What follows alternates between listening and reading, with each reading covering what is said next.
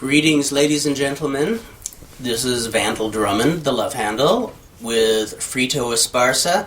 This is episode number 76 of LuchaWorld, the podcast. The podcast. You weren't on last podcast because I mentioned that you were actually binge watching Lucha Underground on Netflix. And please confirm that you were indeed doing that, because people would think I'm lying to them. But I know you were watching it. I'll share your lie with myself. Yes, I was watching that and nothing but that. However, as soon as it turned off, somebody removed the memory chip from the side of my head, and I forgot everything. All my memory of it is erased. Don't worry, you got plenty of time to watch the remaining 2.5 seasons. 2.5 seasons, right? Because we haven't finished third season. Well, I'm going over YouTube, and I've just started looking at all the old Lucha. Yeah. Here's a cheap plug for the Lucha Classica podcast, and I'm having so much fun just watching old Lucha. Yeah, and there's a lot on YouTube right now. It's awesome. I love this day and age. And even with that, there's so much like free current wrestling on YouTube also with CMLL, AAA. And you kind of wish they had like the better stuff too on there. Like CMLL has some shows where they don't even have they don't even record them and post them on their channel. Yes, they could make some money off of that stuff. I think everybody's starting to realize that you can make money off YouTube. Yeah, but it's taking people a while to figure that out. It is. It's still kind of new ground for a lot of people. Yeah. And, excuse me. And yeah, also, like you say, there's so much that is videotaped, or even commercially. Yeah. Where you're thinking, okay, why are they choosing this instead of something a little more stellar? Yeah, like why? Well, even with CMLL, that one time they put up that random Sunday show for $1. Yes. It's like that one and not like the ones where they have good matches. It's like It doesn't make sense. Yeah. Yeah, it's weird. It's the whys and wherefores of a wrestling promoter. And just from people I know who've promoted wrestling, they know a lot of what to do and what not to do before they're actually promoters and are dreaming of it. But then when they become promoters, they start falling into the same traps that they say they would never fall into. And there's a lot of promoters who don't even like film their matches, which is crazy. Yeah, it would make sense just to put it up on YouTube in some format. Absolutely. Because you're going to have a handful of people who are going to be interested. Maybe watch the match. If not, maybe even attend your shows. Mm-hmm. You never know. Yeah, so we have a lot of news. I did the podcast last week, and suddenly, I thought I had done enough. And what happens? A lot of news happened this past week. A lot of tragedy and 3 deaths. Well, 3 deaths. That's right, 3 deaths. Yes. Yeah, because I talked about that death the last show. On Dardo Aguilar. Yeah, Dardo Aguilar. Oh yeah. Well, I'll briefly. Since you already. Yeah, well, we're gonna talk about him on Classico, but it's Yeah. He's one of those names I have not. I've seen all over the place since I can remember, but I think you probably saw him more as El Mago. Yeah.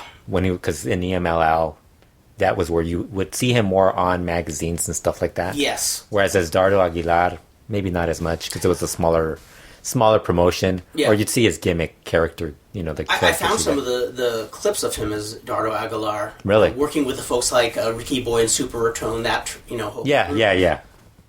I really dug him. He had a unique style that in the same vein of Jack Evans, where he's doing lucha, but he had a touch all his own. Yeah, which I really dug. Yeah, it's not just the martial art gimmick. There was this lithesomeness and this just spring to it that was his own brand. It seemed. Yeah, and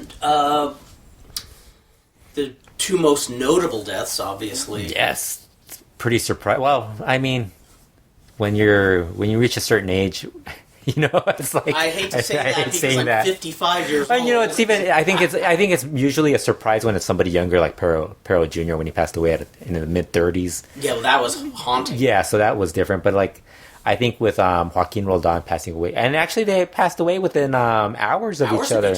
Yes. I think Joaquin was in the early morning, 1 a.m. more or less, and then I think 12 hours later, Fishman passed away. And at the hospital. It sounds, just based on what we know now, I don't think there's any official word, but it sounds like Joaquin Roldan was cancer, and you were saying Fishman was a heart attack? Heart attack, yeah. So one totally out of the blue to anybody, probably. Well, unless Fishman had... I think Fishman had been ill for a while. Oh, really? Like, he wasn't, like, I don't know. I'm guessing this was, like, just the big one that came, or yeah. he might have had some issues prior to that. Gotcha. Because I know, like, from reading some of the people who had seen him more recently, they noticed he looked a little more frail. Oh, wow. But, a lot of the guys, as they get older, you kind of, like, lose a lot of muscle and stuff like that, so... And he was a pretty big dude, too. Yeah, so I think that's where they noticed also, because he was a big dude when he was in his prime. So... that was like one of those. I don't know. It's probably more of a shock to the casual fan than it would be the people who follow it. And with Joaquin, I mean, I think he did a lot of before this past year, he was like he was always on television or doing the press conferences or appearing on whatever. If there was interviews, he was on there. And in the last year, I mean, he's really, his schedule, he hasn't been as visible in AAA. I mean, which even if there was no behind the scenes talk, would give you pause to think.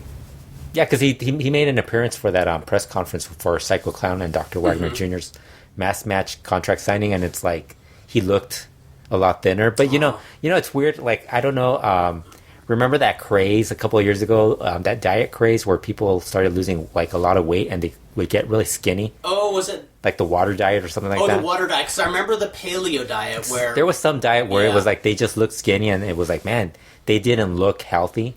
They looked like the bodybuilders, only they didn't have the muscle and stuff like that, just the bones and stuff like that. And when you see people that lose weight and look like that, you don't really like nowadays. I don't think about it instantly as being, oh, they're gonna die, or they must be sick or something. It's more like, oh, maybe he gained some weight, maybe he wanted to lose some weight and lost some weight. Because I've had the opposite happen where I saw somebody I know who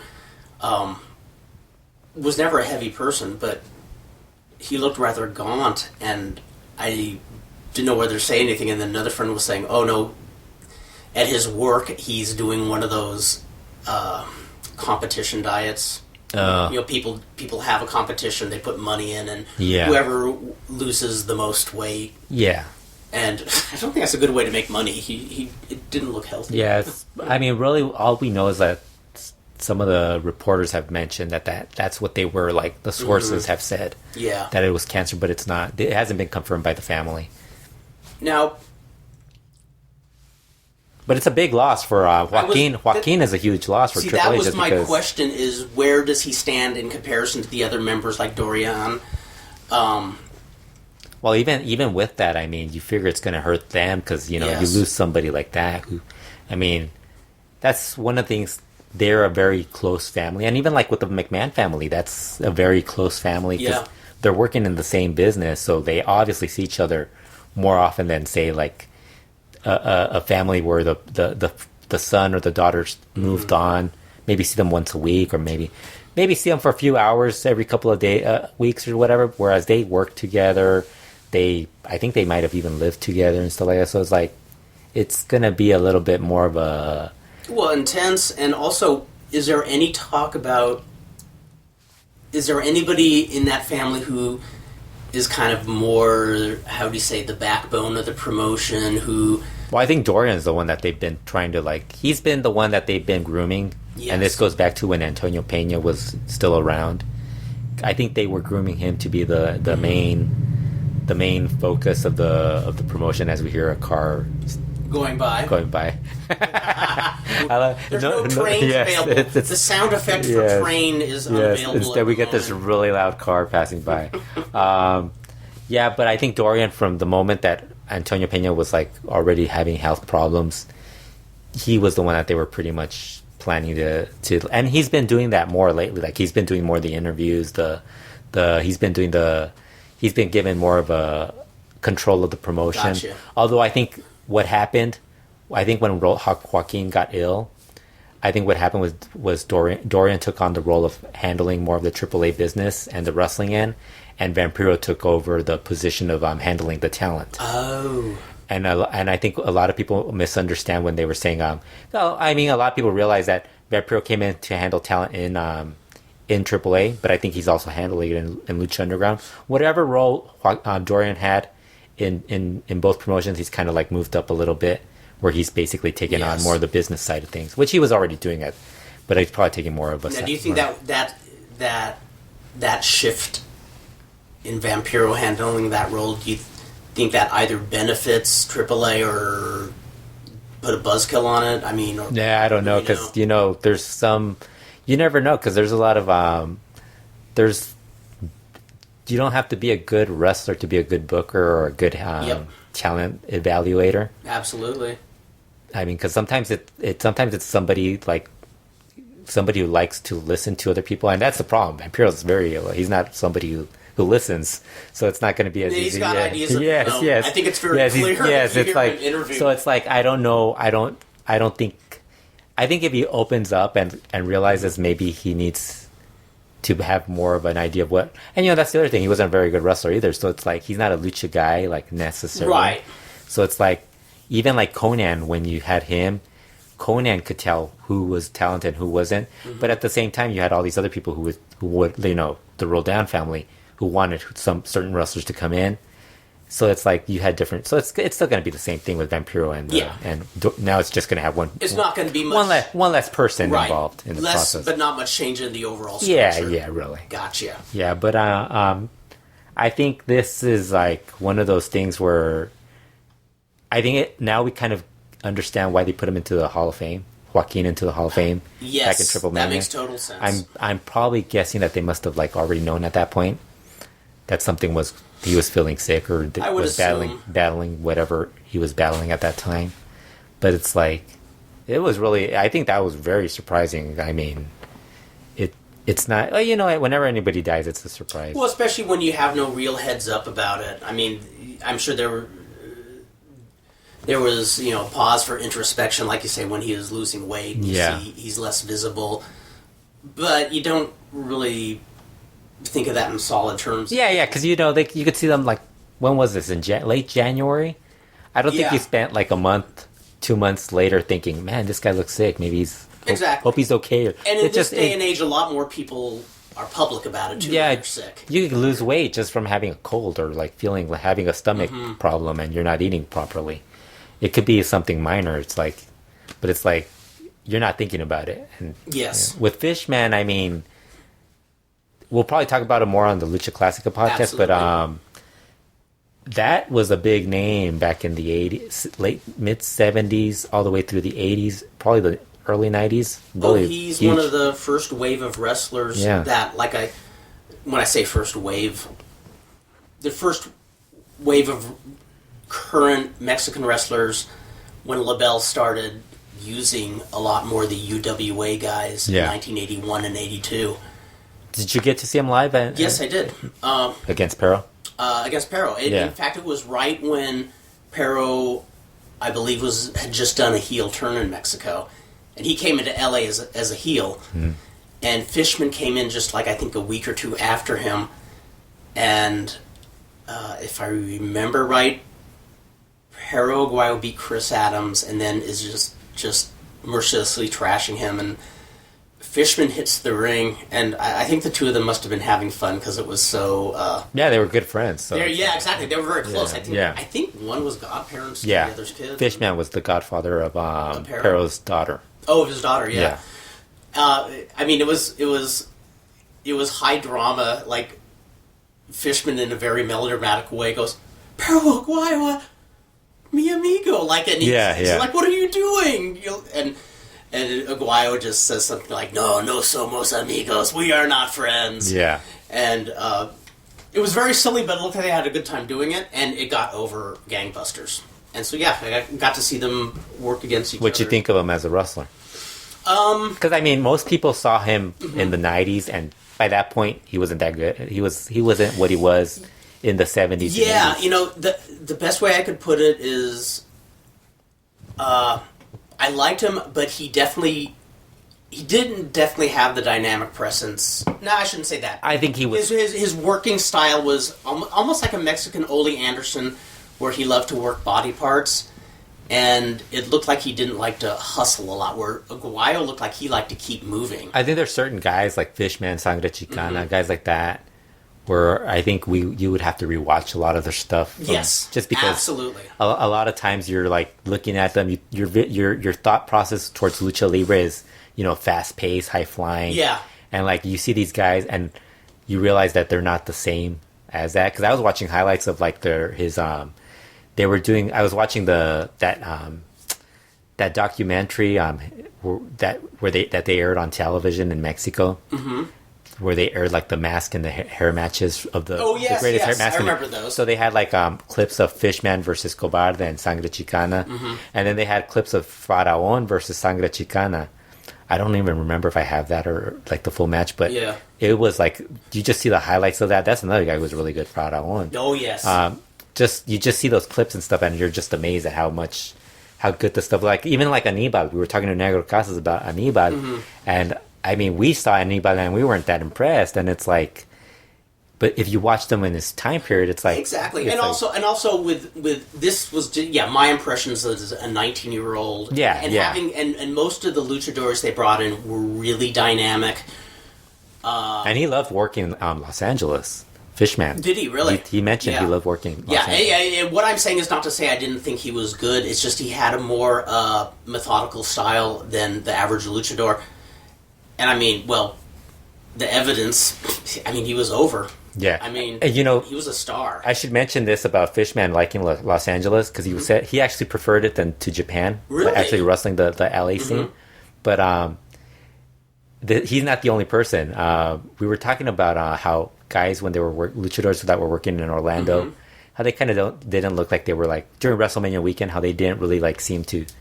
They gave it their all, but it wasn't like as much as they see it at indie shows in Los Angeles. Rob and I were talking about that.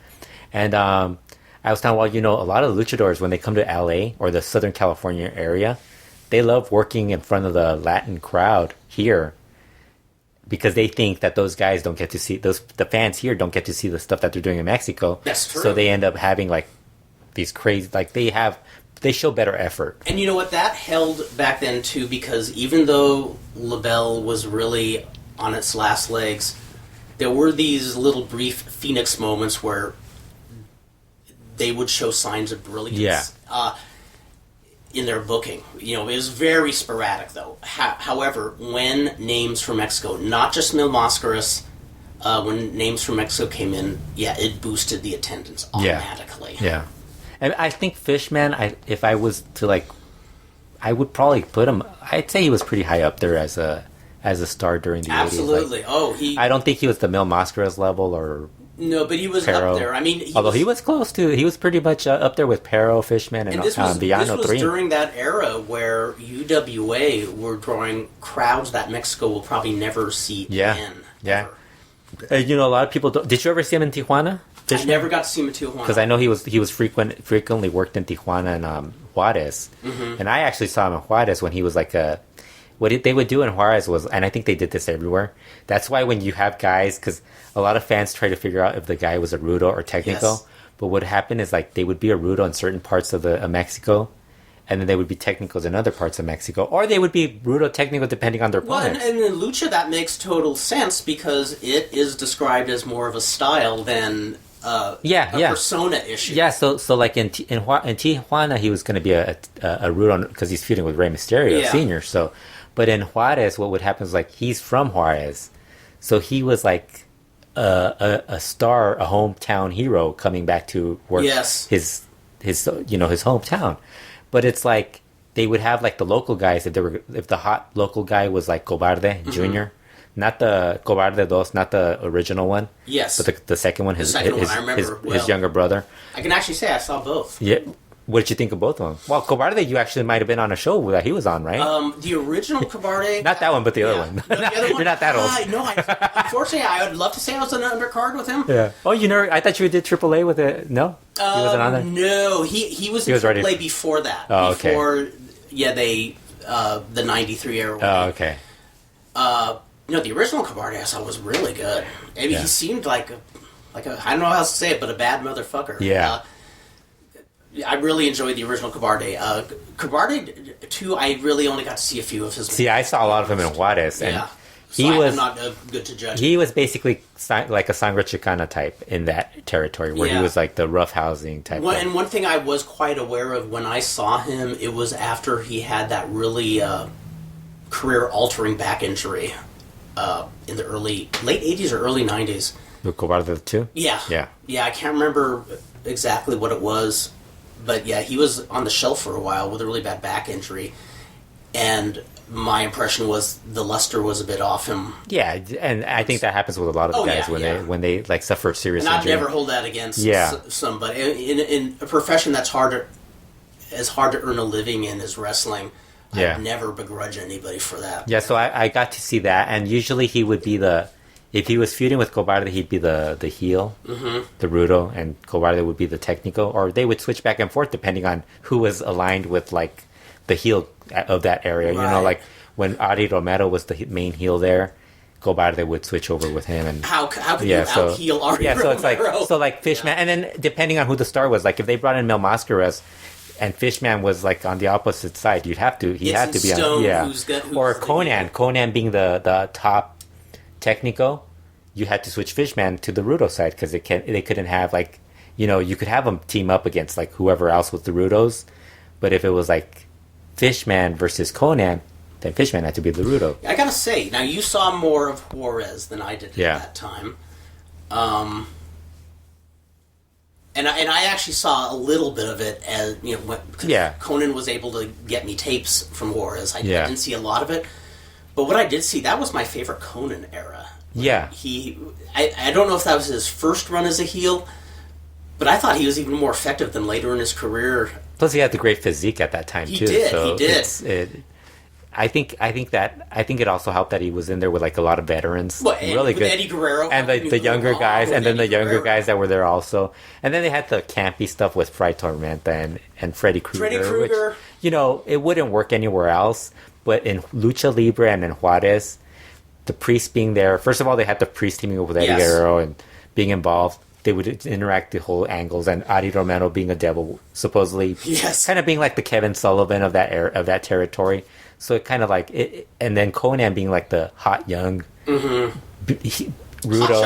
you know, being the guy who wants to take over, being the guy, and plus he got to work with Kanek and Mil Mascaras and guys like that. So he was already pretty much like I think within the first month he was already like a star in that territory. So he's shown fast. Yeah, so it's like so I think that helped a lot with those guys. But then, you know, with Fishman, getting back to Fishman, I also dug the fact that his look was so. First of all, the name. How can Fishman. You not Fishman? Oh yeah. You know, I think there's two ways of thinking it. When you're getting into wrestling, you think it's a silly name. Mm-hmm. But then if you're a Lucha Libre fan, and once you kind of start figuring out what the name, you know, the character and stuff like that, you kind of start enjoying the character more. And the mask. Love it. The mask made the difference too, really. Absolutely. The two references I point to right away are, I think Kanek had like 5 different designs on it for his mask. And in one of the issues of Lucha Libre, they tell the story of the different designs and how it's centered around like an Aztec or Mayan, I can't remember. Mayan slave. Yes, he's Príncipe Maya. Príncipe Maya. That's my brilliant moment for the week, folks. Yeah. The things I forget, I swear. But it was supposed to, the designs were supposed to tell the story of a Spartacus-like character who rose from slavery and started a rebellion. And then I remember the one time that, like, it was a Pat Hoad Fizzy, Steve Gerber and I met Atlantis for the first time. We interviewed him and asked him about his mask. And he told the whole story about how essentially they were designs of photos he saw, or not photos, of artwork he saw that was supposed to be the city of Atlantis, and, you know, the one on his forehead was supposed to be one of the anchors of a sunken ship. And I just love the stories behind. Yeah, because I think it ended up being 2 fishes. Yes. Basically. Yeah. Yes. Yeah. It's always cool to hear some of the thoughts put into it. Well, you know, the weird thing about Fishman when he passed away, we had just spoken to Mano Negra, who's pretty much another guy who came from that era. Yes. I mean, I think his dad trained was one of the not. Was it? That's the thing. Like when they train luchadors, there's not just one person that trains them. There's like 5 or 6. Oh hell yeah! I think and they'll mention everybody because they continually train, but it's like he wasn't really. I think he was more of a trainer towards later in his career, like I think maybe 2-3 years in his career. Right. Whereas was it Marco Tulio? Marco Tulio and this Manuel Aguilera, who was and Marquez, his brother, were the two initial trainers, and there was a Bulldog Villegas that trained him. Yes. That was the guy who trained. That's the guy he said trained him the most.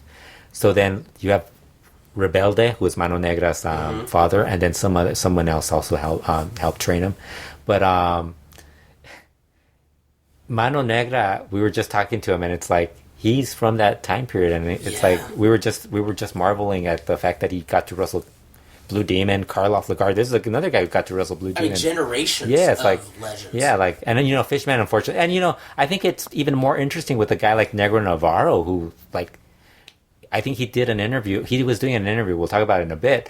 Where he's wrestled Santo, Blue Demon, Carbonario Galindo. Wow. And now he's wrestling like Dragon Lee and guys like that. It's like that's like amazing, mind blowing that he's actually like he's wrestling all these different eras. I mean, it's amazing. And you kind of wish they would get to wrestle more. Like they would have this like more of a. Oh well, Fishman got to team up with Hulk Hogan. I mean. That's right. Yeah, that's right. He couldn't remember Don Morocco's name. I was watching this interview. He's like, I believe our partner was what did he call him? Rock Malenko. and I was like, Rock Malenko? Who the fuck is that? I think that's a future gimmick. I think that should be a gimmick. Oh Lord. Yeah, so those are the 2 passings, and I guess Dardo Aguilar, who you mentioned also. Yes, and I don't have much more to say other than that, other than Yeah, we'll have more on Fishman and the Lucha Classic. We'll talk about the Lucha Classic. Some of his matches and stuff like that. Detail, yeah. Yes. We should probably talk about last Wednesday's The Crash show. Oh, yes. Which was their debut in Mexico City. Injury. Yeah, well, the show, it had an all-star lineup, and I think it only had like 60% filled. Wow. Which, I mean, it was on a Wednesday, and everybody was trying to figure out what was the reason for it not drawing as well, and could be anything from the day, ticket sales, although I think there's AAA shows that happen during the week that draw well. I think it's just a matter of I think it's a new promotion. People aren't attached to it, you know what I mean? Because with AAA, I think with AAA that's what's happened. A lot of their fans have become very loyal to them, and they're attached to them. And they make it takes time for something to catch fire. Yeah, so but I mean, from what I've heard, a lot of the matches were really good. Like that's what you're gonna get with the Crash when they flew in like a bunch of people for their show. Like I think half of the group was like from the U.S. or Japan or traveling from somewhere else. They actually had a couple of people debut. Demos 316 is gone from CMLL. He's joined the Crash. Yes. Which is a blow to... I don't know if it... It's kind of funny because it really depends on how you think of the CML Minis division. Right. Either you really think it's trash right now, and it doesn't really matter that Demos 316 left, or you think it's a blow to them. But really, I think it's more helpful for Demos 316s to work with Mascarita Dorada on indie shows. Oh, yeah. More than being on CML shows. I think that's the gamble. You go where the living is. Yeah. The only gamble you take when you leave CMLL is, or do you leave on good terms? Yeah, and you don't come back. Although I think the way he left, maybe he won't come back. But it's like... Because didn't he hold some of the straps? No, he held straps from independent promotion. Oh, okay, gotcha. Yeah, he didn't hold... But I mean, it's weird because he did an appearance, I think it might have been the week prior. He was on that CML Informa show, and it's like suddenly he's like, but I'm guessing he might have told him earlier, because I mean, you would think he would have been the guy who would have won the title or something. Yeah, that would be my first thing if I was a CML wrestler. If I was going to leave, okay, how do I go about this? Because you do it the wrong way, you might never come back. Yeah, you need that option, because I mean that's basically 2-3 bookings a week from them, but it's like. I think I think he realized he's going to make more money as Mascarita Dorada's traveling partner outside of Mexico. Oh, and those two City. working together? So it's like, yeah, so it's those like... guys are magic So it's together. natural. And the other guy who left AAA, we have another AAA departure. Aha! Hijo de Pirata Morgan, but I don't think anybody realized he was still in AAA. So it's like, I would... You could have fooled me. yeah, because this is the second time he leaves. Yeah. He left in October, I think. I think it was October, or it might have been September, October, somewhere around that time. And then I think he came back in October. He left during around that time, and then he came back in October or revolving door November or something. Yeah, then he left again. But it's like, this is a guy... It's weird, because Hijo de Pirata Morgan is really good. Mm-hmm. I think you might have seen him a few I've times. seen him, yes. Not in AAA, but probably in Independent. Mm-hmm. I think you saw him on an IWRJ show. Yes, I did. Several. Because he had a good match. He's had good matches there. But it's like, you would think he would be somebody that would get pushed, and he's really just like, maybe he's got other things going on in his You never life. know. I mean, it could be they're just ignorant and not pushing him, or it could be there's attitude problem. You never know. Yeah, but he's gone from there, and he's now joined the Crash. But the big story from the Crash was actually the other story was the Impact relationship with the Crash continues despite Impact having a relationship with AAA. It's really weird. Yeah, it's really weird. They had people from Impact at that show. But the big story was DJZ was working I think it was a multi-person match. It was a number one contenders. It was a number one contender for the Crash Cruiserweight title.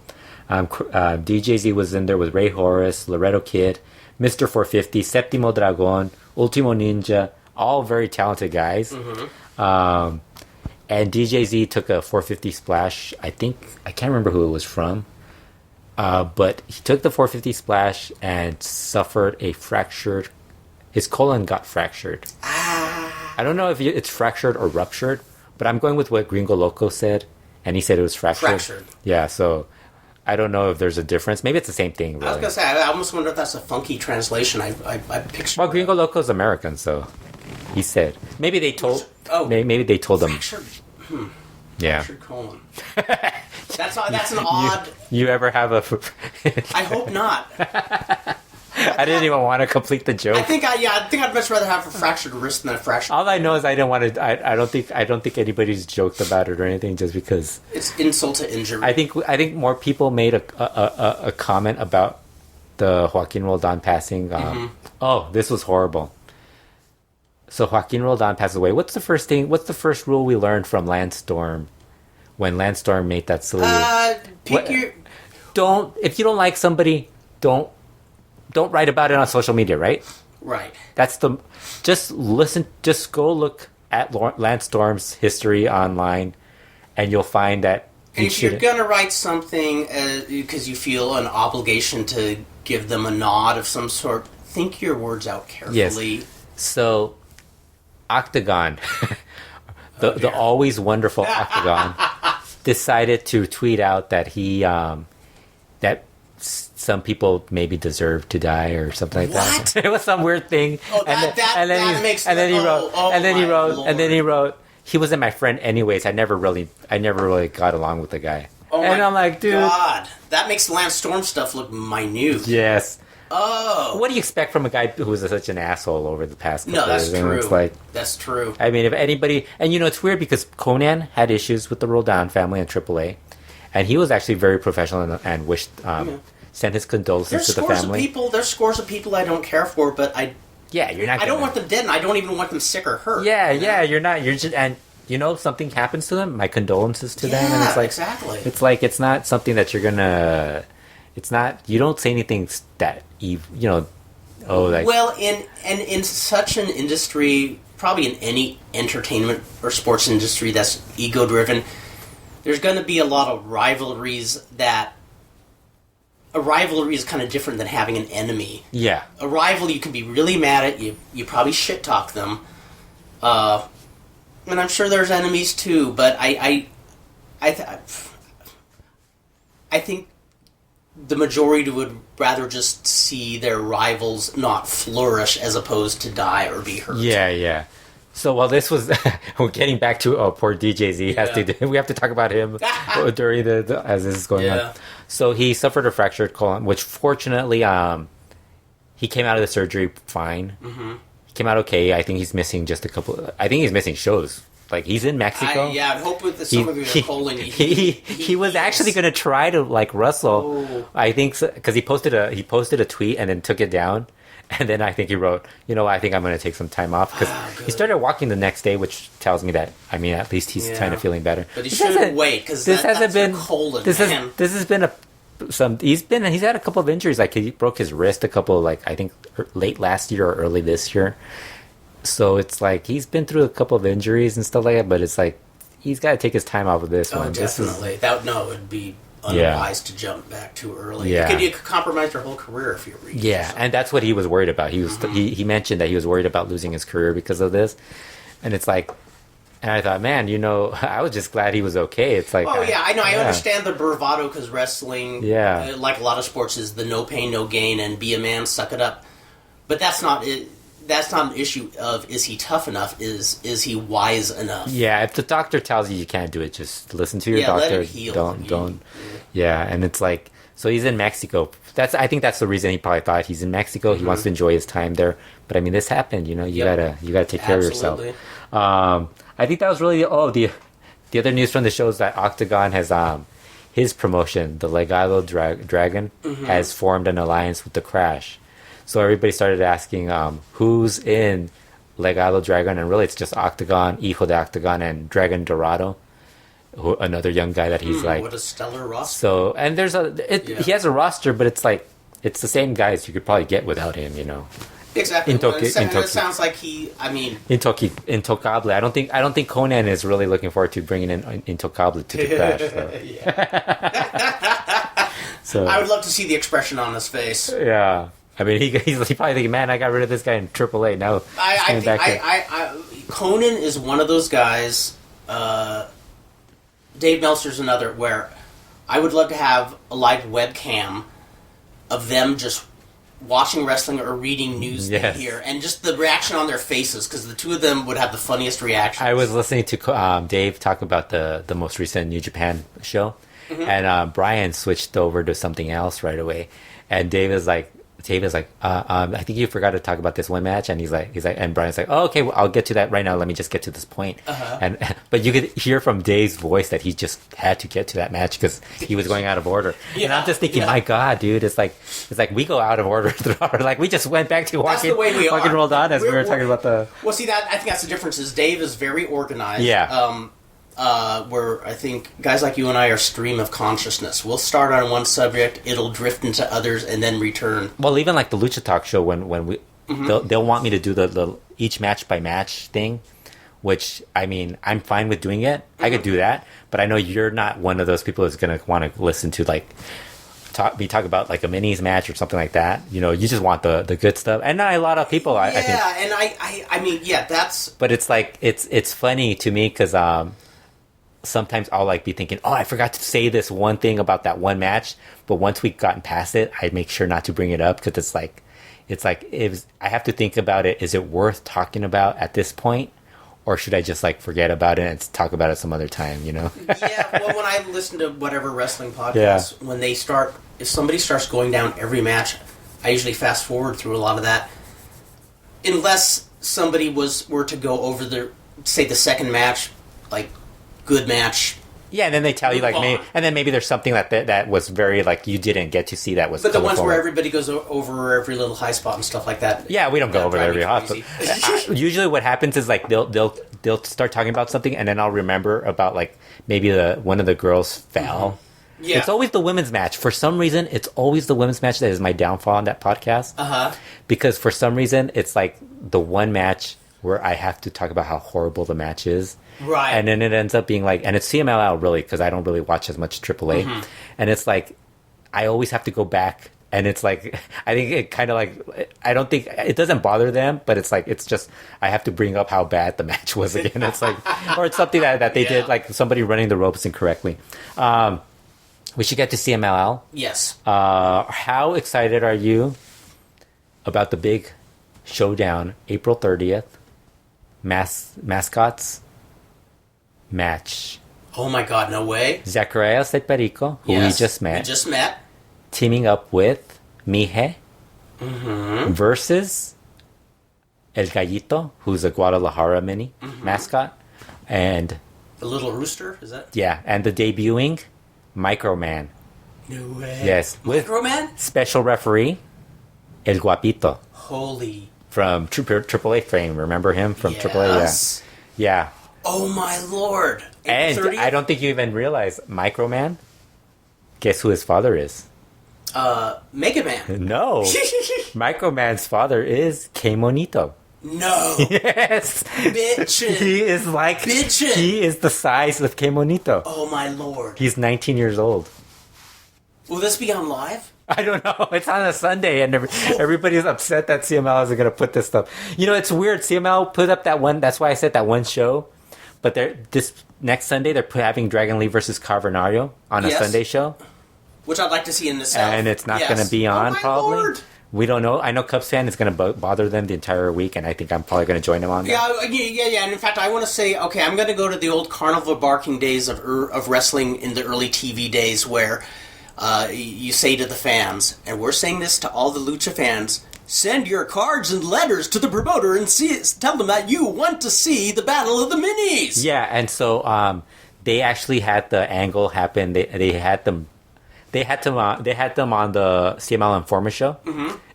And so remember that was the Wednesday after we went to go see Zacharias and Peste Negra in Oxnard. Absolutely, in Oxnard. So a fun time. So they have them all come out. They had them sit on the stools. You've seen Informa, right? Yes, it's stools. I have. Instead of bringing chairs or a sofa for them to sit on, they had them sit on stools. So as they all get up, Mije's fine because he's tall enough. Guapito's fine because he's tall enough. But then Zacharias goes up. He's okay. I think he's pretty athletic and can get up there. Gallito was able to do it too. Microman shows up, and you see they have the Julio Cesar Rivera. They're showing him, and then they zoom in, and you briefly see Gallito lifting up Microman up to the stool. Awesome. So then, as that's going on, we finally hear Zacharias at Perico's voice on the CMLL show.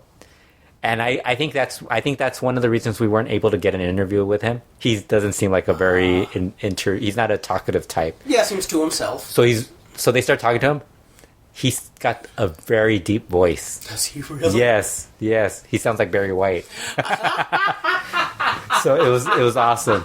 So then mini Barry White. That's yes. So then they end their segment and they're all arguing. Mija just wants to get in a fight with the technicals. Mm-hmm. So as they're trying to end the show, Zacharias charges and spears Microman. Oh my god! So then Mija jumps Gallito and they start brawling, and then Guapito just tries to break them all apart and everything. And you have Julio Cesar Rivera just standing there trying to end the show. Okay.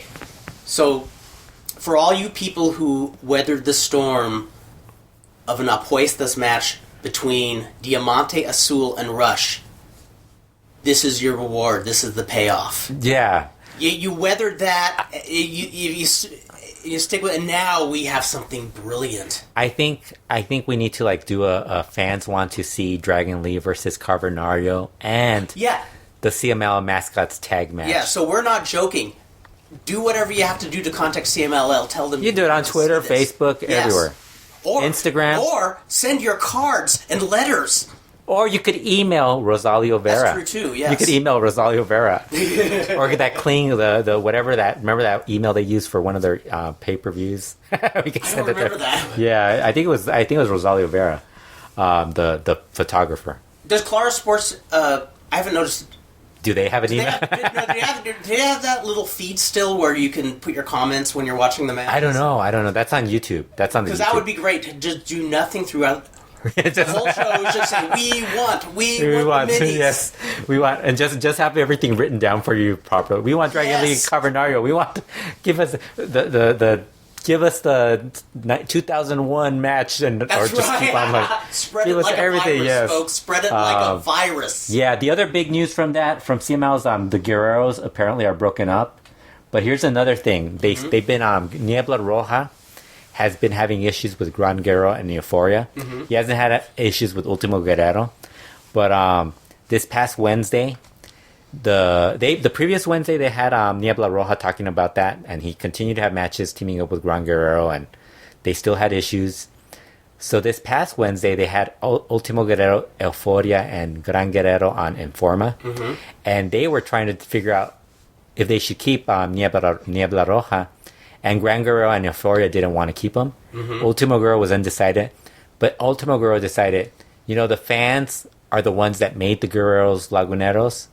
So he felt that he should ask the fans and have a vote. So he asked the fans in studio if they should get rid of Niebla Roja, and he got a mixed emotions. And there was this little girl sleeping in the first row. So he went over and asked the sleeping little girl if she thought Niebla Roja should get kicked out. And he claims that she spoke to him telepathically. And that Niebla Roja was gone, and that he wanted the mask back too, because the mask was basically a design from Ultimo Guerrero's mask, like a kind of like a variation of Ultimo Guerrero's mask, and he wanted that mask back. Okay, if that one site is even half as good as it sounds, the way you described it. Yes. If there was an annual award for best moment in lucha, I'm telling you, Ultimo, that show, like if that show was cut down to like 1 hour. Or 45 minutes, and they added some of the matches and turned it into like a 1 hour, 2 hour show where it was mixed in with matches. I think that thing would like be the most popular show. I have to say, we always talk about CMLL, and their drawbacks, which there are many, and I guess just from a fan's point of view, it's frustrating because I think they have the capability to be one of the best wrestling companies anyway. Yeah, they could. It's almost like they don't want to be. It's weird because whatever they're making, like even if you take out the whole excuse of people wrestling isn't as popular and it doesn't draw, certain days CML is going to draw well, like the Tuesday. But I mean, they have good matches. They should be able to put together something where they could actually make money off of it. And put it on YouTube or put it on. Absolutely. They know how to do it. So it's like, why aren't they doing this? Yeah, it's almost like they just lack the motivation. That's what it seems like. Like it's like, it's too much work. Maybe do a monthly thing, like the best of the month, 2 hour thing. Put I'm some certain other. There must be somebody with great organizational skills who could put something together and a good artistic vision who could... It's on their own YouTube channel. I mean, yes. You can't have somebody from your own company like go through your YouTube channel and figure out what was good. Absolutely. I'm sure there's people there who would be enthused and gung-ho to try to make something great of it. I mean, a 1 hour show, if you just edit it out in format, would be perfect with some matches and stuff like that. Yeah, so that was the other thing that happened. The other news in CML, and this was like Black Terry and Negro Navarro, as you know, are the... Well, depending on when you listen to the show, they are either the Arena Coliseo Tag Team Champions or the former Arena Coliseo Tag Team Champions, because they're going to have a title match on this Tuesday, against Blue Panther Senior and the Panther, which is going to be like, I think this is going to be a really good match. Oh God, yeah. So they had their debut in Arena, well, not their debut, their return in Arena Mexico this past Tuesday, and the match, I haven't watched it, but the post match. They had an interview. They have post-match interviews with the media backstage.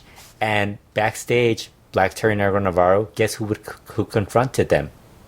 Was it Rush? Yes, Los Ingobernables. And they were totally like being assholes towards them. And like Black Terry Negro Navarro were all like, just, you guys come to our arena and we'll show you what it's like.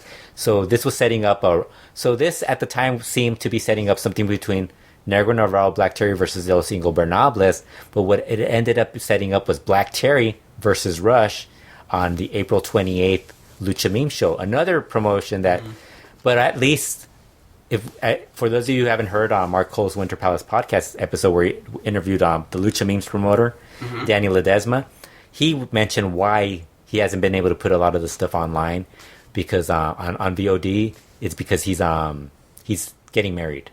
Oh, so congratulations! He's not able to do all that stuff, and he's also like schedule and all that stuff. Well, just getting married is like that's a pretty difficult. Getting married and being married and moving. He's moving to I think he's moving to he's moving some other place. I can't remember where it's at, but I'm trying to think where he's moving. Nicaragua or Panama or something? Oh, wow. Yeah, Costa Rica? I can't remember. Yeah, it's some other place. It's not Mexico. I know I wrote it down, but he basically said that was a problem, and well, he still plans on promoting. He's just gonna come, which his idea sounded great, but I don't know if it's gonna like work when it especially when you're going through such a major life change. Yeah, you're moving to another country. It's yes. like it's gonna be another issue. So I think it might be Panama that he's moving. All I know is I remember the place he mentioned was a place where there might be wrestling. Well, while I don't know details, I heard that there's wrestling in Panama because we talked to Negro Casas. Very popular in Panama over the years. We talked to Negro Casas about wrestling with Rey Mysterio in Panama. So what was I saying? So they set that up, but it was funny because Rush was doing his smart ass looking look towards Black Terry.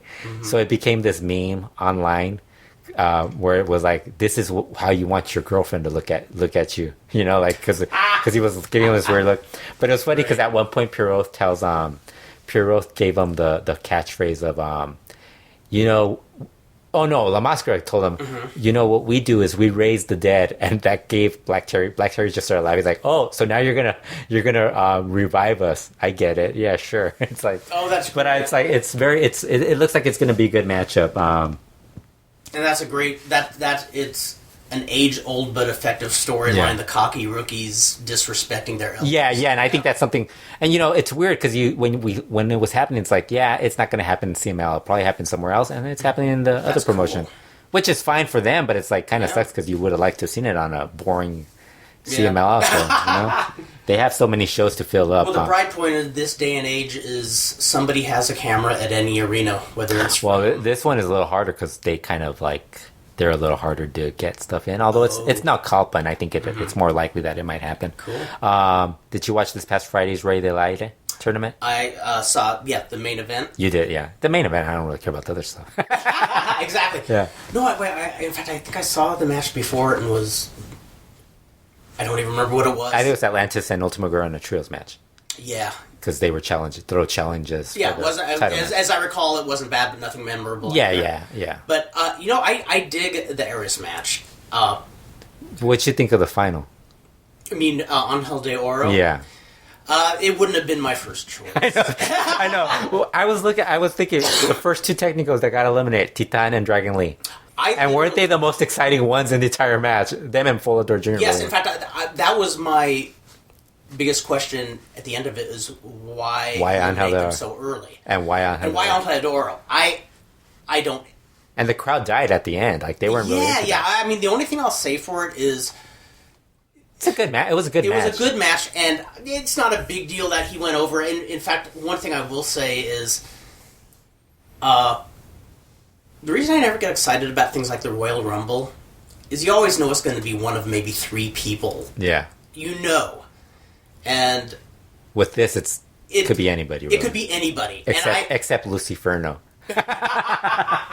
Did you see how Luciferno was supposed to be eliminated by Valiente? Yes. And then, I think Valiente, got up before the 3 count. Yes. I think he might have heard the wrong count. And then and I thought that, I'm like, I thought that they screwed up. And I did pause because I thought, I was wondering if I miswatched it. Yeah, and I thought maybe he did count too, and that was it. But I saw Tirantes was confused. And then Volador Jr. came in, and the first person eliminated was Luciferno. And for Tirantes to look confused. Yeah. Seasoned pro. Yeah, well, he's always looking confused. but genuinely confused. Yeah, but it was weird because I was expecting when it was Volador Jr., Euphoria, and Angel de Oro as the last 3. And what's even worse was before those 3 were the last 3, they had the perfect final 3 with Volador Jr., Caristico, and Mystico. Yeah. I thought that would have been great because that would have just kept... that would have looked... Because there's a little bit of a tension between Mystico and Volador Jr. and then Caristico kind of wanting to be in that mix right there. Yes. So I thought that... Although I thought Caristico didn't look as good in that. I thought he was of all the... Yeah. He kind of seemed like he wasn't as impressive as Dragon Lee. He didn't stand out. I mean, I think we all... He wasn't bad. I just didn't think he wasn't bad, but yeah. Well... One also, you're in there with a bunch of people who are stealing each other's show, not intentionally, but I gotta say, I'm not a guy who likes spot fests, but I love this particular match, whenever they do it, because it's almost like a fireworks show. Yeah. And just the fact that it's essentially like a micromanaged battle royal, but they kept it so tight. I mean, it's the type of thing where you could picture a lot of people doing it in just multiple botched spots, right? Where it doesn't make sense. Yeah. And just that they pull it off as smoothly as they do, I enjoy watching. Yeah, and it had so many cool dives and spots and stuff like that. So yes. I think the only thing was I didn't like the finish. That's really it. And I do like that the finish was something unexpected.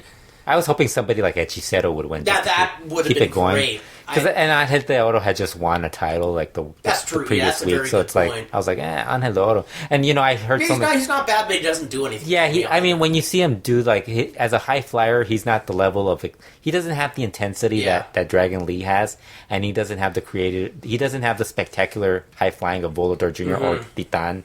So it's like, I was like, but it's okay. I wasn't. Yeah. Or even Mystico. I think Mystico is a far more better high flyer. He's not as. I think I would, if you told me to pick a guy who's better in the ring, I think Angel might be better than Mystico as a wrestler in the ring. Like, and that's not even like, you could probably even make a toss up because it's not that great. I don't think either guy is really going to be like. And I assume you're talking like technically, because technically, Angel might be better technically, but. Mystico's more spectacular. Exactly. And I think that, to be honest, means more than actually being technically proficient. It's like, and I don't even know. That's why I said it was more of a toss-up. It's like I said 100 times before. If somebody could get over with a crowd and draw money by putting a headlock on somebody, it's not something I want to see for a half hour. But if they can do it and they can, once in a while, people, go for it. Yeah. I love great technical work, but it's more important to get over, and as long as you're not clumsily hurting your opponent. I just thought that they could have gone. I think I would have gone with Mystico. I think so too. I think. And talk about a guy considering they're trying to make him like the star of the promotion, and it wasn't easy too, because he wasn't an easy sell. I mean, when he got the Mystico gimmick, the first thing I did is I felt bad for him, because you're trying to measure up to this guy who split in the promotion. Now he comes back. Plus, Mystico, he had that bad injury, and I think that guy's worked hard for his career. Yeah, and now he's pretty decent. Where he's not like the worst. You don't think he's the worst wrestler in the world? Exactly. And back then, it's not. Not that I thought he was the worst. Yeah, he wasn't. Yeah, he wasn't the worst, but he was kind of put in a role that he probably wasn't ready for, and it wasn't totally his forte. And I think he's improved, like not just in the ring, but also when he does interviews, he's so much better. Really. I think he's still a crazy fast talker, but he's like far more like coherent. He's amusing, like he's funny, like he's a little more like he's more of an like he can be like he's kind of like Rush. Gotcha. And Dragon Lee, they have that personality where they're like sarcastic. They like to pick on people like in a joking way. I gotcha. They're pranksters and stuff like that. Yeah. But it's like, I think that was something that was, I thought the match was okay. I know you don't watch AAA. No, it's been ages. And it's funny, they actually took down their I was telling you about, I think I told you on the phone about them losing their Reyes Part 2 was pulled from YouTube. They're trying to get it back on there. But that show, Part 2 of Reyes, I definitely recommend people watch it. Oh, okay. Aerostar versus Superfly is a great brawl. Tons of blood. Really great match. Oh, very cool. The three-way between Mundo, Tejano Jr., and Hijo del Fantasma is really good also. I thought both matches were great. The women's match was okay also. Mm-hmm. It wasn't horrible, but I think it was worked more of a slower, because they had Taya beat up on Ayako a little more than because she was the one that was going to drop it. Yeah. But if you don't want to watch that, you just watch the other two matches. Those were really good. Really, just I think the Aerostar Superfly match is pretty much like LA Park's matches, where it's a great match and then it has a stupid finish. Right. But a lot of people who saw it live said that the way it happened live was it got a great reaction. But it's like when you're watching it on TV, it's like, ugh. And plus, I don't like Vampiro, so it's like I don't really need to see him. Yeah. Speaking of LA Park, I must say I took your word, and I watched the LA Park versus Rush. Yeah, and why was I blanking? I knew who I was talking about. I couldn't think of the name Rush, even though I just said his name. Yeah, because we were just talking about him with I'm Mystico. getting old is what it is. But no, I saw that match. I highly recommend that. That was... What I liked, it was a really good old-fashioned brawl. Like, would get over, I think, an American audience, even. And that's what, if you watch Aerostar Superfly, just with two guys who are more known for high flying, and also Superfly is selling an arm injury. Yes. Early on, he claims to be injured. I love that. So he keeps working the injury. As the match progresses, he stops because everybody realizes he's being a heel. Yeah. But it's like, it's very similar. I think it's up there at the level of those matches. Of the Rush. Great.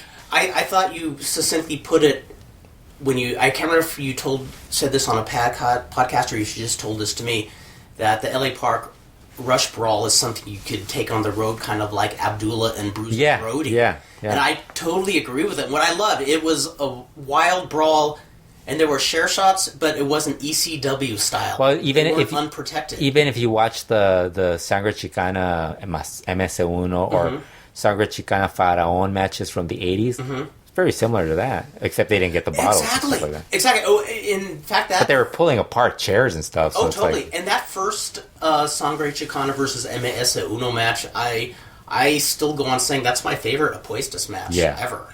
I love that match, and I'm usually the type of guy who loves more of a technical Apuesta match. So I was gonna make this a bonus for the podcast, but I figured we might as well just talk about it, so we don't have to waste all this time. Our trips to Los Angeles and Oxnard. We actually got to talk to a lot of luchadors. Negro Casas. Well, we should start first with Los Angeles. I kind of wish we could have gone to see the Navarro match. I wish we could have too. But it's like too many shows within a short period of time. We're gonna go broke, and I was doing my taxes on Sunday too. So I was gonna say if we go to more shows, you better start writing off those tickets. Because it's like I think I'm kind of wondering what that prices are going to be for that show for the UIPW show with Bolador Jr. Oh, yes. Like in May 7th. Although I don't think we're going to be here that week, so I don't know.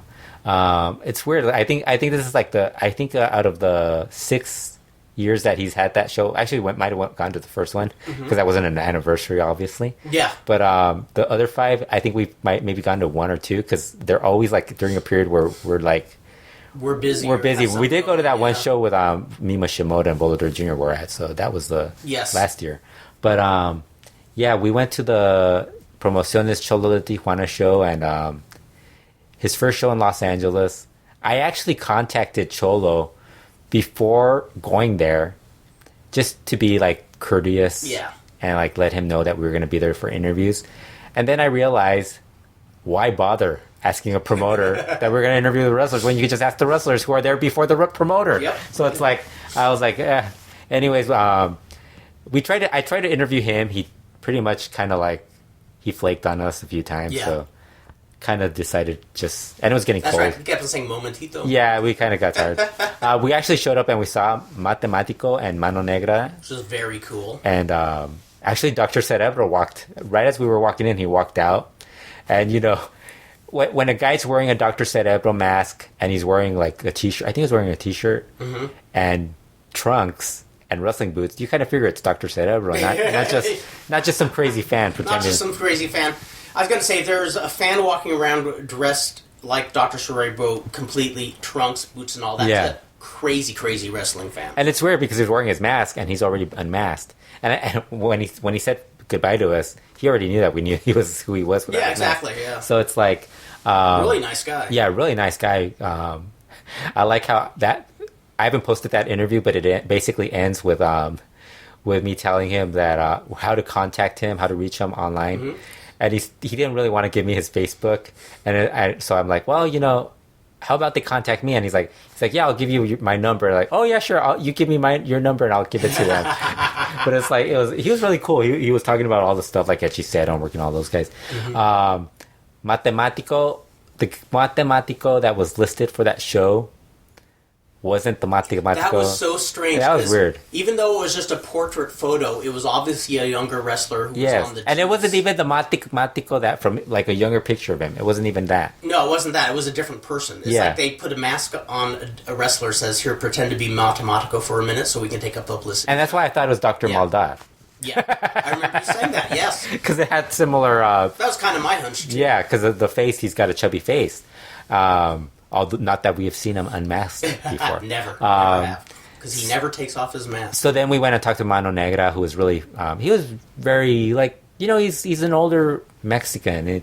He's Mexican gentleman. He's not exactly old guard, old school, pretty formal. Yeah, but very friendly. Yeah, very friendly. Really, really courteous. While we were talking to Dr. Cerebro, I was asking him about Trauma 2, where he was at, and then that's when right when we ended his interview, that's when Trauma 2 showed up. Mm-hmm. So we ended up saying hi to Trauma 2, who's pretty much already he already knows us. He's easy to talk to. He told us what was going on with his life. Mm-hmm. I was telling him before we interviewed him. I told him about the prison rumor.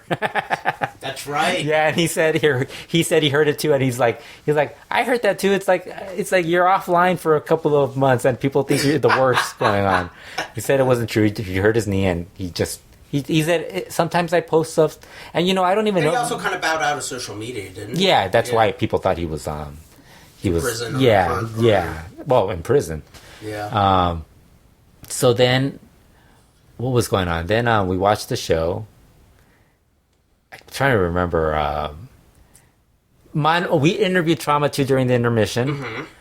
Mano Negra looked for us. You obviously didn't see when he came out. No. I saw him, but I was like, he's not looking for me. You didn't realize he was looking for I thought he was going to sell merchandise. Which actually, man, his stock was already up in my book, but went way up that he was actually looking for us to do the interview. Yeah, and I mean, you're talking a legend who didn't even have to give us the time. Compare that to Johnny Mundo, who kind of just blew us off. Yes, exactly. Which I don't find any problem with. Because I mean, we just show up and interview people, and it's I'm guessing these guys, and Johnny Mundo is different because he's a former WWE guy. He's used to press, Oh, he's got press in his face all the time. So it's a different. So you can't really blame him for wanting to kind of duck an interview here and there. But for somebody who has been around since early 70s, and a lot of the older guard is very formal and kind of guarded, but he was very welcoming. Yeah, very nice. Yeah, and I think the only thing he kind of wanted us to wrap it up because he had to get ready to leave because they actually got a bus. Mm-hmm. Like a little van, a minivan. That's right. Yes. Everybody the Tijuana crew went in there.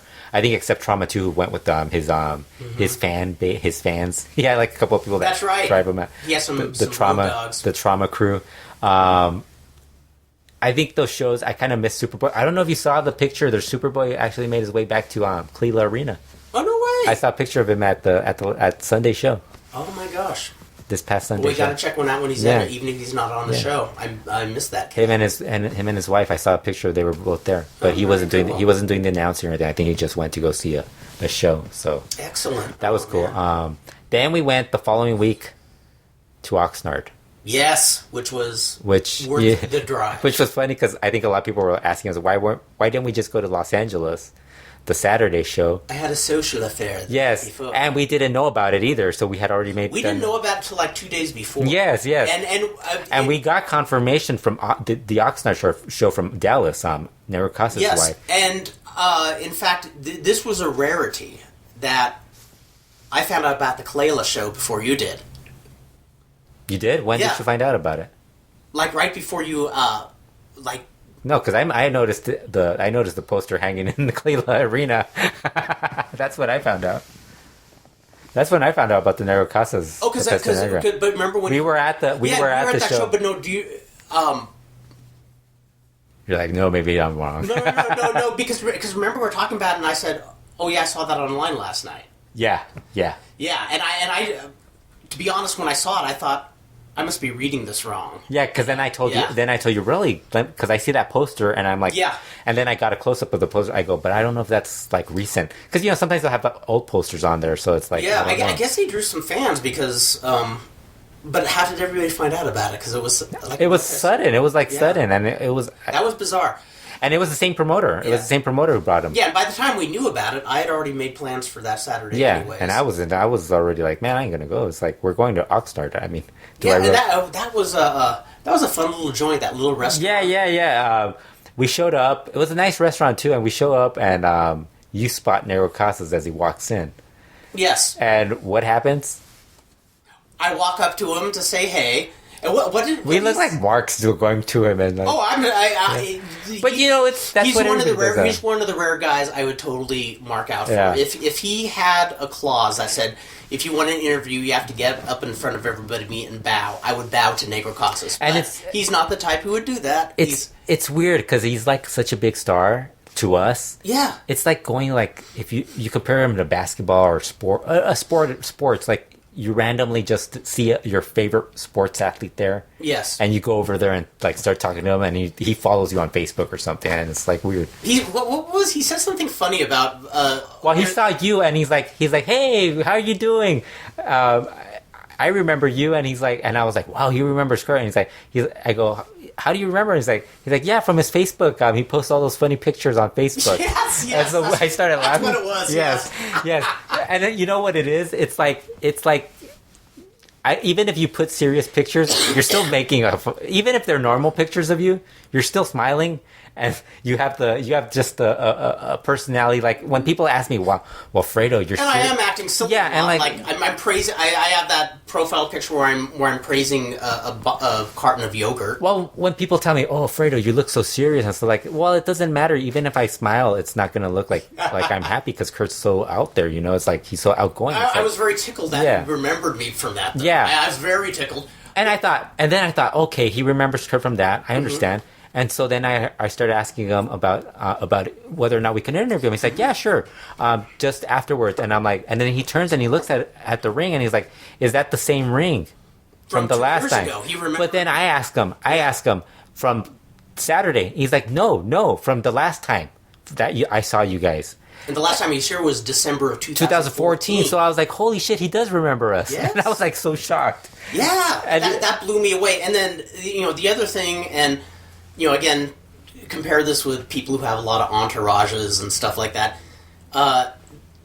As per typical lucha show, before the show, a bunch of kids are in the ring, doing tumbling and wrestling each other, and he got in there to just feel out the ring, and then he starts playing with the kids and puts holes on them. I thought, took a picture of him laying down on the ring. I was like, man, this is so cool. Like he's just down there. And on top of that, the profession. There couldn't have been more than 100 people there. No, there was more than that. Do you think? Yeah, it packed up afterwards. 200. I think there was 200. Yeah, that was actually a pretty good show. Like, it was a good show, but a small show, spot show. Less than 200. I think it was less because I don't think. Yeah, I mean, it was a very hearty crowd. If you count the drunks at the bar on the side, I think we might get closer to 200. Probably didn't realize that there was actually wrestling there. Well, one of them did because he tried to put Zacharias in the trash can. Remember that? Oh, that's right. Yeah. So but they still were. I mean, he and Felino because it packed. It was packed. When we first got there, we were worried about the show packing up, and it did get packed. There was a lot of people in there. You're right. You're right. Yeah, I just wasn't sure how much the place held. Yeah, I don't have a good eye for. It was more than 100. Yeah. Because so I asked Negro Casas if we could interview him. He said, yes, you could interview me. I'm on the side. We're on the side, and we're like, and he's like telling me on the side. I go right now. He's like, yeah, come over on this side. And I kept thinking, okay, so I guess we'll go. He's like, just let me get dressed. So we go. We follow him to the outside. Mm-hmm. We had already gotten our ticket, paid our entrance, the little stamp. Although we were kind of worried that the stamp was going to run. That stamp was weak. I think it's all like that in all those shows that we've gone to. I think the only places maybe the ones that use the red stamp. You have to be careful not to wash your hands too many times. Yeah, you're already losing it. So we go out there, and Dan Farron gets to experience what we experience every time we try to do interviews. Waiting. The art of waiting. Yes. Patience. We waited for about an hour outside. It was actually not that bad of a day because it was kind of windy. It was a nice day, actually. So they're close to the coast. So, but what happened was they basically had the restaurant, and then on the other side there was this gym, and the wrestlers were getting dressed in there. Mm-hmm. And in between there was like the side street Well, this must have been the busiest side street we've ever been in, in between. In fact, it was an alleyway. It was, yes, and there was nonstop cars were passing. Yeah. It was like, and so you had these people driving, and they would just be amused at seeing wrestlers walking in and out. I think we stayed out there for the first 2 matches, and then afterwards we figured that Negro Casas wasn't coming out, so we went back in and watched the show. Mm-hmm. We actually saw a pretty good bloodbath in. That's right. The Sin Límite and Sin Límite Jr. versus made all the more effective because they're versus Piloto and Dr. Maldad. Mm-hmm. That was a really good match. That was really good, and all the more effective. All the juice from the Unlimiteds because they were wearing white. Yeah, always makes it more like tragic. And they also got the blood on one of their. I think it might have been one of the guy's girlfriends who was also wearing white. Yeah, she was wearing white, so their pants were all. I posted a picture on there. It was. I always thought that would be so effective if you shot an angle where the baby face juices like crazy, and you had like a plant at ringside who was dressed in white and cradles the person there with blood all over their white. Yeah, you could tell like when I remember when LA Park when he had that.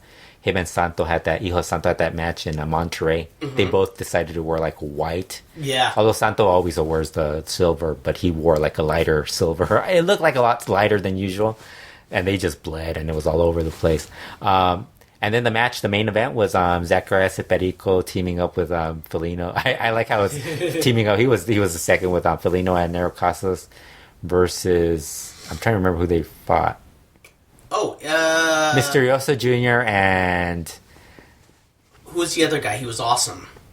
Oh, Látigo Blanco. Yeah. Látigo Blanco. Yes. Látigo Blanco is so cool. He has a cool look. He has that old school look. Yes. He would be like a really good 70s, 80s Rudo. And again, another nod to somebody like Casas. They put them over. They put and then Casas kind of built up a singles match with him and Misterioso. Yeah. The Misterioso that's local here in Los Angeles, in Southern California. Yes. But then afterwards, as the match ended, everyone wanted to take pictures with the guys. Zacharias, I did not get to get my picture taken with Zacharias at Perico. Kurt and Dan did. They pretty much like aggressively pursued him. That's right. Felino took pictures with people.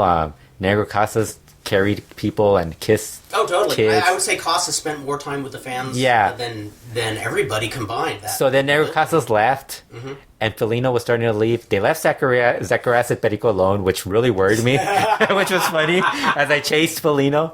So then I go and I asked Felino.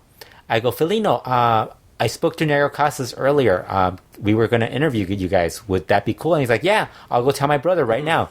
And I thought, he's going to tell him. I doubt he's going to tell him. We'll still go out there, and maybe Negro Casas shows up, and we can get an interview. So then as Felino, I had just told Felino that. Felino leaves, and I'm yelling at him, hey, don't forget Zacharias. Oh, don't worry, he'll come out right now.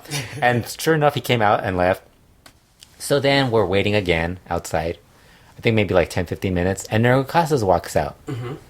We just approach him again, and he's like, friend, and he's all friendly, and he's like, do you guys want to take pictures? We have great photo ops. Yes. In fact, I don't think I have to send you all the pictures. I still have to send you all the rest of the pictures that we took with him, with you, Dan, and I. Yeah. I love when he got the picture with Dan after they did 2 poses. He says, okay, let's take a Peste Negra picture, and when he sticks his finger up his nose. That was so awesome. Yeah. Yeah, but it's like he wanted to take funny pictures with us because love that. He knew Kurt from that. So then we start talking. I start asking him a bunch of stuff, and I asked him, hey, so you ready for your interview? He's like, oh, you still want to do the interview? Okay. So we start doing the interview. He actually asked us how we were doing, and all this stuff. You should really learn Spanish just so you could get all this stuff. I agree. Yeah. I agree. That's of all my eccentricities, that's the biggest, is that I followed lucha since day 10. I've even taken Spanish classes and did well in them, but my Spanish is still marginal at best. Yeah, so... At best. And he's one of those, kind of like with the traumas, when I hear you guys, like I could never join in the conversation, but when I hear the two of you talking, I can pick up a good degree of what he's saying, where... he's very easy to talk to, much like the traumas and Negro Navarro. Just very easy, like... He was asking us how we were doing and stuff like that. And when you're talking with Felino, he's very engaging too. Yeah. Very friendly guy. So we had the interview with Negro Casas, and then like Zacharias comes out. Dan took a picture of him just holding his suitcase. That's right. You took a picture of them walking off. Unfortunately, in the alley. the picture didn't come out well. Yeah. I'm so bummed. I wish I That should have been something that we had like a professional camera person like just taking pictures of them leaving. Yeah, or Photoshop it where it looks like the sun's setting as they walk off into their next destination. So then, as they were leaving, Felino apologized to me for not being able to do an interview, and I was like, oh, no problem. He's like, oh, what happened? I hurt my leg, and they were massaging my leg, and I just couldn't. I couldn't do it, and I'm like, oh, don't worry about it. I tell him, you're on Informa. I'll get through it. I'll just ask questions on there. And he's like, yeah, sure, don't worry. Great. All right, I told him next time you're in, we'll interview you. But yeah, we had a good time. Yeah, fun. That was the first time. Yeah, that was the first time I ever saw Felino live. Really? Yeah, wow, all these years. I've always wanted to see Yeah. him. And it's funny because he does a lot of comedy, but I think on this show, being that it was a different group of guys, Yeah. it just came off a lot better than when you see him and on it's also the cool same because- CML. Because there's a lot of guys show. who will do a spot show and not work. Yeah, and they actually worked. That's what They I was telling work Negro hard. Casas. I was telling Negro Casas how this match was so much better than the one we watched in 2014 that he was in. Yeah. Because he didn't have to leave right away. And he's like, yeah. Yeah, that's true. and even that one in 2014, considering that he had to rush through, I mean, they had to rush through that match, but the fans were still happy. Yeah. He didn't just, like, get in there, fall down, get pinned or something like that. He actually... And that's the thing is there's something about watching Casas live, especially when you see, the previous matches. Some were okay, some were good. But when you see Casas, it's like you're watching the gold standard. And Yeah. It just makes it look so effortlessly good. Yeah, I mean, it's just amazing just to see him, like, in person. Yes. Yeah. I think I'm taller than him, too, so... You are. Actually, you are. I know. I like how this continues. boast about something. Yes, I'm continuing my trend of like trying to figure out who I'm taller than. And I think right now, so far, I think I'm taller than Dr. Cerebro. Also, Okay, so you see, there's the feature column you have to have where luchadors, you I'm go- taller than. Yeah, but no, we have to have it be a two-prong one. Kind of like how was it Jeff Browdern has that book of him interviewing wrestlers when he's at a restaurant Yeah. with them. He has a sit down, and what we do is you have to be at a different restaurant every time with a different luchador. That would be a fun Yes, thing. and you review their chicken strips. The restaurant's chicken strips. Yes, and then I you get state whether you're taller than the wrestler you're with. But I do it like in between the interview rather than like just Yes, It can't be just like at the beginning or at the end. And we have to have like a little glass of wine. And then I have to share. I have to share the chicken strip with the wrestler. Yes. So that he can actually judge it as well. Absolutely, I think we're on to It something. becomes part of the conversation. Yeah, but I mean, it was a fun. It was a fun show. time. I had Yeah. a great time that day. Yeah. I left like. I love it when I can go to a show and despite having been involved in wrestling, I still feel like a mark. Yeah. Plus, we were confronted by a drunk woman, and she didn't like. That was hysterical. She didn't like threaten to kill us or anything. She wasn't as dangerous. That's right. I was worried because I didn't understand what she was saying. She basically, like, if you've ever seen Ozzy Osbourne, she had the shakes. She did. I could tell. I just didn't know what she's saying to you, and I didn't know what language she was talking, and I looked at you guys, and then finally she kind of said that all she wanted was to drink, to go to the bar, and I was like, oh, you. Fredo is not exaggerating. The shakes is what it was. Yeah. She didn't look like she was going to vomit or anything. It just looked like she needed a drink. So then I told her, you can go in. I'm not security. And she went in, and yes, nobody kicked her out. She was there the entire time. Which is probably good for them, because I think she could have kicked ass on several of the people in that restaurant. Yeah, so overall... That was a fun time. Yeah, fun time. Really, really good time. Looking forward to going to more shows. Yeah. Doing more interviews. Got to see a lot of people. I saw Platanito. Yeah, Caught up with him some. Yeah. And teased him that his wife had just left him. His wife was in there, a big 4x4, and I think she went to the store or something to get something, and he's like, "Where's my wife?" And I said, "Sorry, Platanito." She wised up finally. It was good seeing. It was good seeing everybody. Yeah. A lot of. Yeah. Plus, you got a booking out of it, so. That's true. You might be debuting there as Trauma Gringo. Trauma. I still think we should have gone if it was possible to go to that show just to get your picture with them, and I could just tweet out Negro Navarro, Trauma 1, Trauma 2, and Trauma Gringo. And I do wish we could have gone. Yeah. I really wish next time they're here all the time, so yeah, we'll look forward to that. Yeah.